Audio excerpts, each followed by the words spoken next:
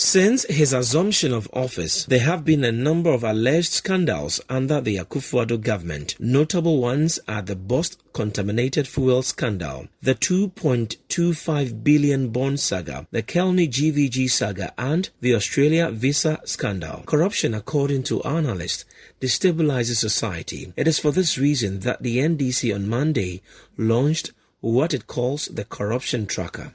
Corruption has undoubtedly been the bane of Ghana's development for a very long time, with the poor and vulnerable being at the worst end of this canker.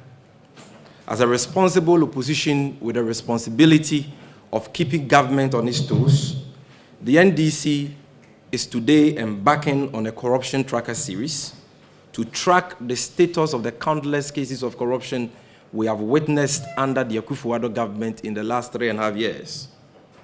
Scandals which have occasioned huge financial losses to the state and robbed Ghanaians of the development they were promised in the year 2016.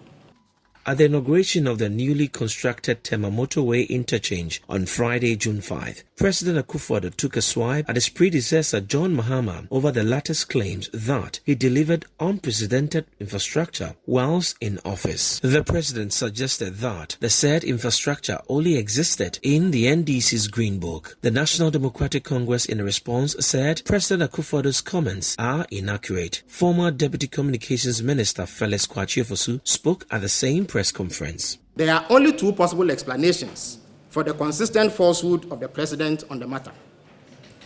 It is possible that despite having heard about it, President Akufo-Addo has never cited a copy of the book and has thus not had the opportunity to peruse it, in which case he would have been compelled to rely on the same pedestrian propaganda of low-level MPP communicators.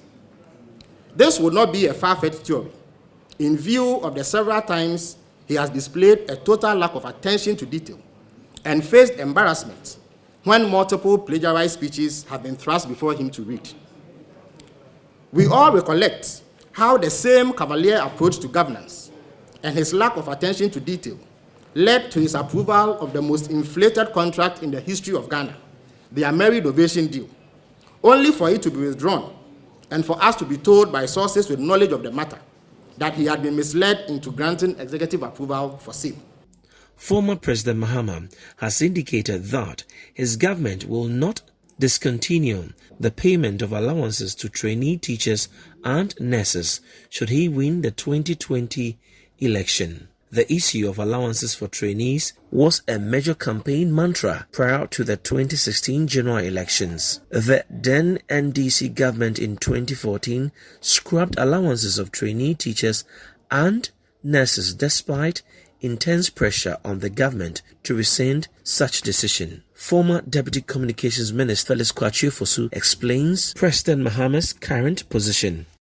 The proposal he made in 2016 was well-intentioned. He said that, look, we are paying allowances to teacher trainees and nursing trainees. Because of that, it was constraining government's ability to offer access to more people who are desirous of studying to become teachers or nurses.